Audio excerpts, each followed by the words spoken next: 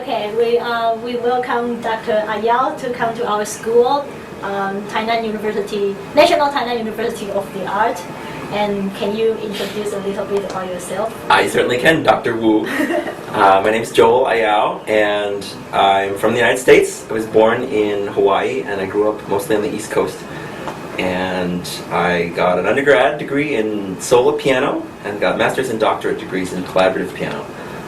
Then I went on to play in the Army Band, I play in orchestras, I play for singers, I coach opera, I teach at a university, Shenandoah University in Winchester, Virginia, and I come to Taiwan hopefully every year and teach students here as well. Sure. Can you tell us what bring you to Taiwan from the first year? Because you came for several times. I would be happy to. Actually, I had already been studying Chinese in college, and I had a lot of friends at Juilliard who were from Taiwan, and they seemed really nice, and they said, oh, you should come to Taiwan and visit. So I came to Taiwan, and I liked it, and I got a scholarship from the Taiwanese government to study Chinese at Donghai Daxue. So I studied there in 2006 for a whole summer, and everything paid for, plane ticket, hotel, I mean, it was incredible. And while I was there, they have this 音乐节, and there's a well-known French diction teacher named Thomas Grubb, who used to come to Taiwan every summer to teach. He was my French diction teacher at Juilliard, and he said, oh, you're coming to Taiwan, why don't you come play at my music festival? So I showed up at Taiwan in 2006. I had learned a lot of Chinese, but I couldn't really speak it, and I didn't understand anything anybody was saying, and so I played for some classes, and I studied Chinese, and I loved it. So I ended up going back many, many times to as an accompanist, as a pianist, and now as a teacher as well. Okay. According to your resume and according to our talking, I know you are very good at Chinese and also other language. Do you have any secret of language learning? Wow. Well, I have studied a lot of languages, and it gets easier by your fourth or fifth language. Chinese is my fifth language I studied. And actually didn't realize until pretty late in life that I was able to learn languages well. In my college years, I studied American Sign Language, Shouyu. And then I only until my fourth year in my undergrad, I decided to start studying Chinese, and I discovered, oh, I'm pretty good at this. I like studying Chinese. It was a big turning point in my life, and it was also about the time that I started to learn piano accompanying, and I realized that learning foreign languages was going to be a major part of my career for the rest of my life. So I knew that I had to get some, Italian, French, and German under my belt at least. So coincidentally, actually, during my master's degree, there was a period of time that I had tendonitis in both hands, and I couldn't practice, I couldn't perform, I was really depressed. All my friends were running around New York, playing competitions and stuff, and I was just, not doing that. It was pretty depressing. But I used the time to study languages. So there was a year that I studied on the same day Italian, French, and Chinese, like morning, afternoon. Take the subway up to Columbia to take Chinese class. And so eventually I worked my hands back into shape, and I was able to play more. But it was during that time actually that I was able to take care of my language study. And now that I'm out of school, and of course, as you know, you don't have time to study languages and be reading books all the time. So that time in my life was really an investment that came to fruition in many, many ways in my career. A teacher said to me once in Michigan, you will never regret a single hour that you spent studying languages during your time in college. And he was exactly right. I studied until I was blue in the face, all these languages, and I don't regret it at all. It's so valuable to come into a teaching situation, to be working in opera, and to be able to know, without looking at a dictionary, what is being sung. It saves time, and it makes your ability to communicate as an artist and as a musician much, much more effective. Okay. And you just mentioned about the hand injury. I mean, it's really important to keep everything in shape. That's right. But hands are very important. Yeah. How did it happen, and how did you make it? Oh, how did it happen? Well, a lot of things. One of the things, bad technique, I would say. I didn't have great piano technique. I was a great sight reader. I could play a lot of things, but I didn't spend time thinking about how I play those things. I wouldn't sit down at a piano and say, oh, I'm going to move my elbow this way, or I'm going to shift my body weight. I just sort of threw my hands at the piano, and the notes came out, and I got paid. You know, of course, people pay you to play the piano, and I discovered that early on. Oh, this is a lucrative career. This is a way to make money as a pianist, whereas I was a solo pianist, and I was very unhappy, and I didn't think I was going to last very long. So I just played for everybody in New York. In my first year at Juilliard, I flew to Arizona, to Maine, played at the Kennedy Center, I played in Carnegie Hall, like all these huge things. And at the same time, I would play, and then I would get injured, and then it would go maybe a week, and I couldn't touch the piano at all. Did you just ignore it? Or? Well, when you're injured, you know, it hurts. Sometimes you stop, or sometimes you play through the pain if you need the money bad enough, or if you need the job bad enough. And for me personally, I was at a really insecure stage in my life where I just felt like I needed to play. I needed to make a name for myself as a pianist, and if I didn't, I wouldn't have a career. I wouldn't be anybody. I'd be a nobody, you know. And so I would just play, even though I had pain in my hands. And turns out that's not a good idea. So being injured was definitely one of the hardest points of my life and one of the best points of my life. I got into Music Academy of the West, as of course you know about.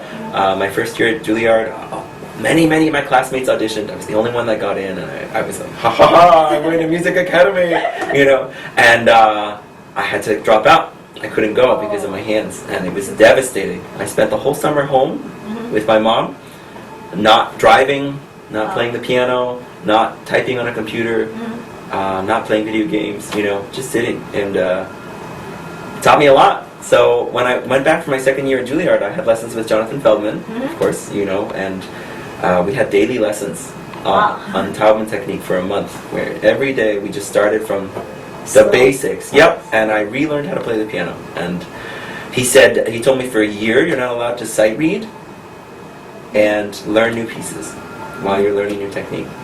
Because when you sight read, you're not thinking about how your hands are on the piano. You're just doing it. And what happens is it destroys all the new learning that you're doing. You just go back to old habits.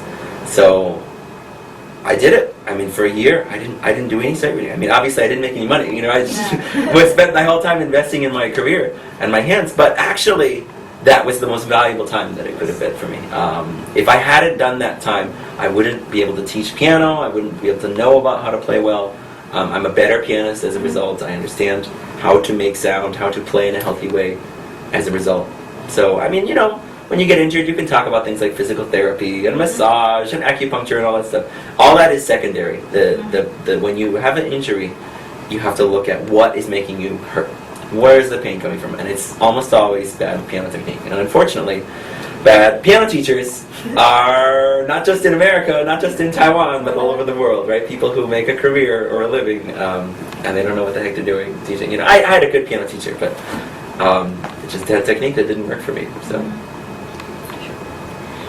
as a collaborative pianist, what skills do you think is a must-have skill, except sight reading, of course? Sight reading, number one, right? Which is funny because ironically, sight reading is most harmful to my hands, you know, when you're talking about tendonitis. But sight reading is a big one. We're just constantly learning new pieces. You have to be able to learn quickly. Do you think sight reading is like born to have good sight reading? Great question! That's an excellent question. Because, oh man, I slaved away at class piano for years, you know, transposing, sight reading, alto clef, string quartets, you know, all that stuff. Boy, that was a pain. Sight reading, are you born doing it, or can you learn it? I don't know. Are you born as a pianist, or can you learn being a pianist? Pianist, you can practice from slow, but I mean, I think it can. You can. But there are some people who don't have to practice as much as other people.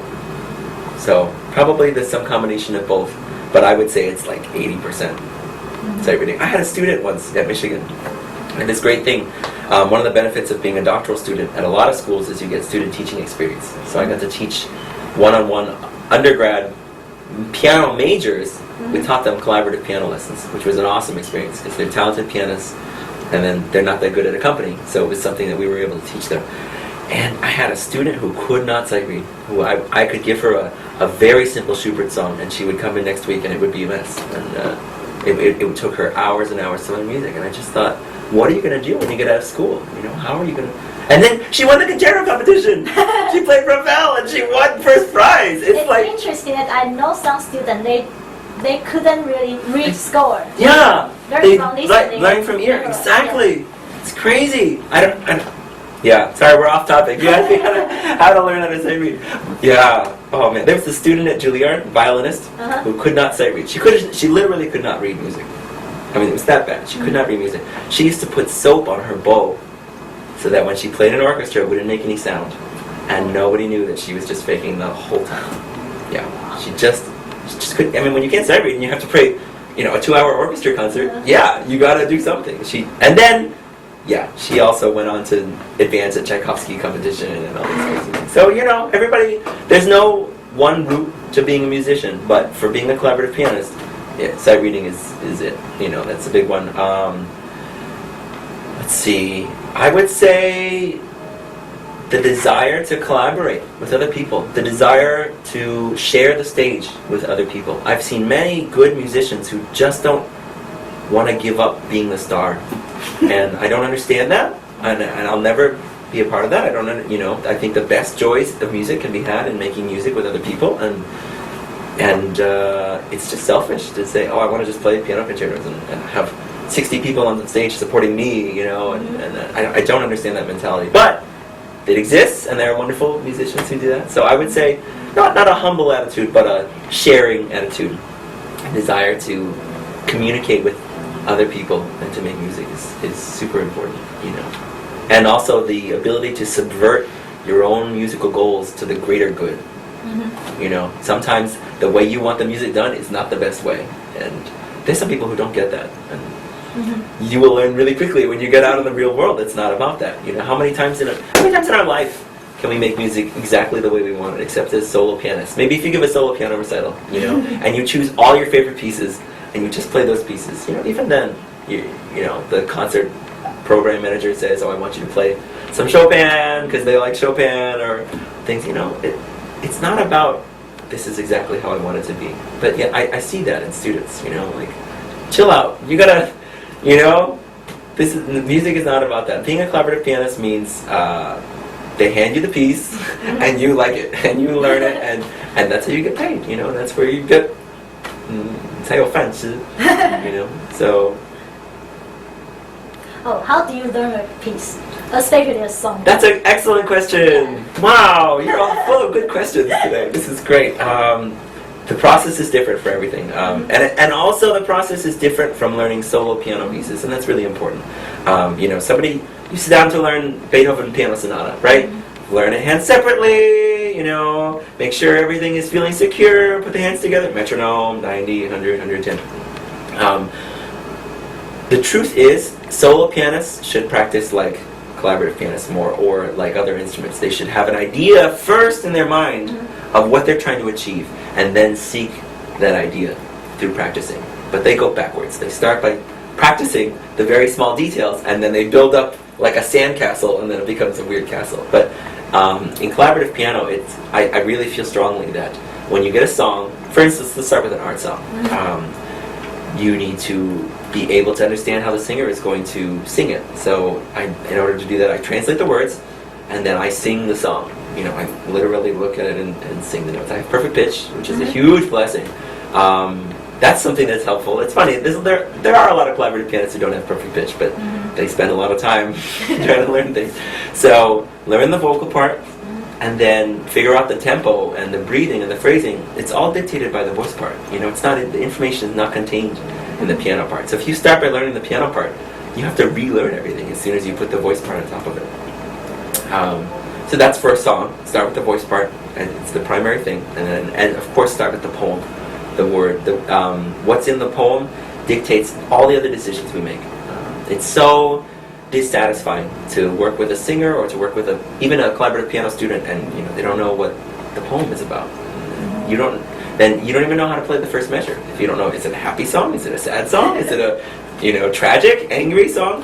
And what's so sad about that is it's the greatest joy of being a collaborative pianist for me is to play words, to play beautiful poetry into music. And when people come and they don't know the words of the song, they're missing out on the greatest joy of being a collaborative pianist. So that's for a song. And I would say for a sonata, an instrumental duo sonata, violin or cello, I would say it's a little bit more similar to the solo piano process of technically working everything out. I have one more thing to talk about though, which is playing either opera scores or instrumental concertos, any sort of orchestral reduction. It's really important to know the final tempo at the very beginning of the learning process. Don't ski, because as you know, for an orchestral reduction, we get to adjust what we're playing. We get to add notes and subtract notes and change registers to make it sound like the orchestra.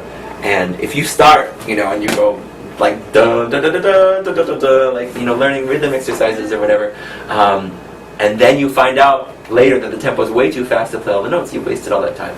And as we know, being a collaborative pianist, time is our greatest asset and our most precious asset. So any time that we can save by having an idea of the piece and the architecture of the piece and the feel of it beforehand is really important time.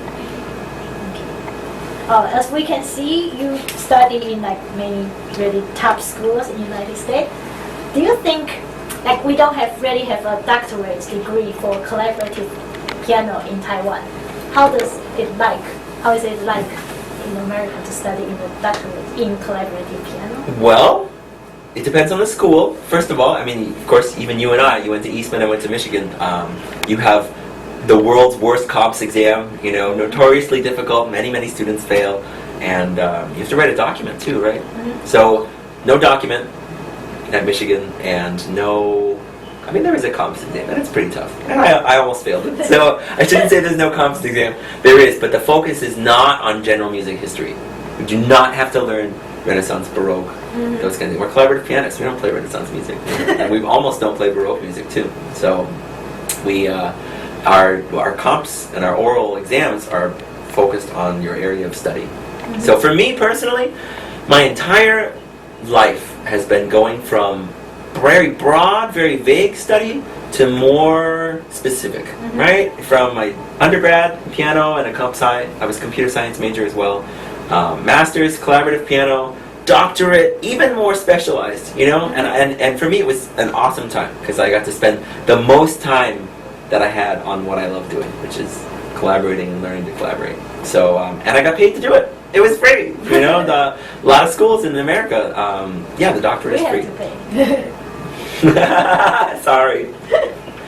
But it was free. I got a very small stipend, and it was enough to pay my rent in Ann Arbor. And I spent 3 years there, and it was 3 very, very busy but focused years.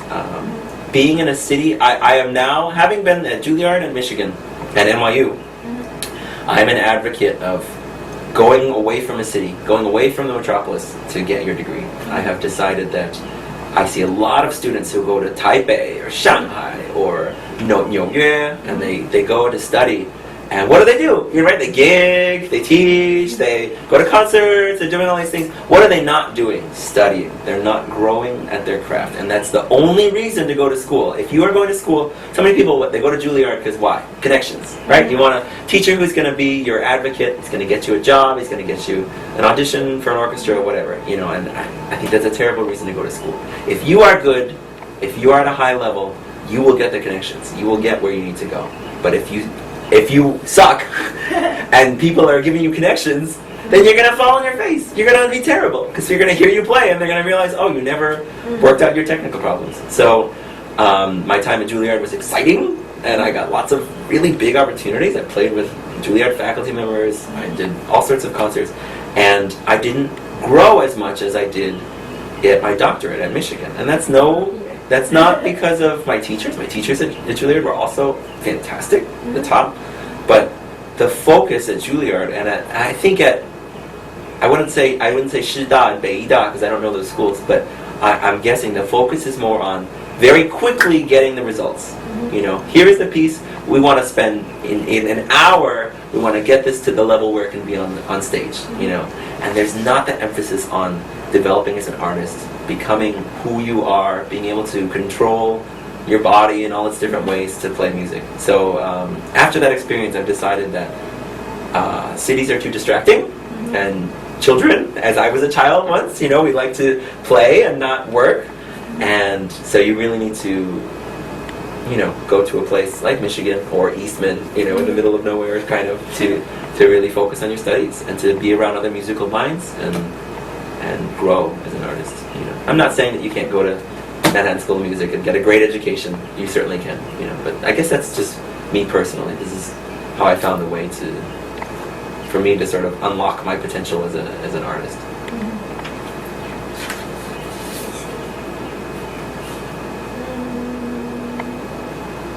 Oh, between instrumental and vocal accompany, chamber music and opera and everything, which is your favorite? Good question. Yeah, collaborative pianists, we do everything, right? We play in orchestras, we play opera, we play in operas, we play for children who are doing competitions. It's a great way to make money, of course. We teach solo piano. I do everything. I play organ, I play harpsichord. I've played Bach, Brandenburg concertos with orchestra before. And I love it all. And I think the right mentality as a collaborative pianist is, my favorite piece is the piece I'm working on right now. Like, you look at a piece and you just learn it more and you love it. I worked on the Boulez Flute Sonatina once. Yeah, wow is right. It's the hardest piece I've ever learned. It's about 9 minutes long. And it's 12 tone, very serial, very, very, very, very dense music. And I rehearsed with a flautist at Michigan 3 times a week for at least an hour and a half per rehearsal for 3 months to play a 9-minute piece that nobody could understand. And at the time I'm playing this piece and I'm like hitting my head against the wall. Why did I ever agree to do this?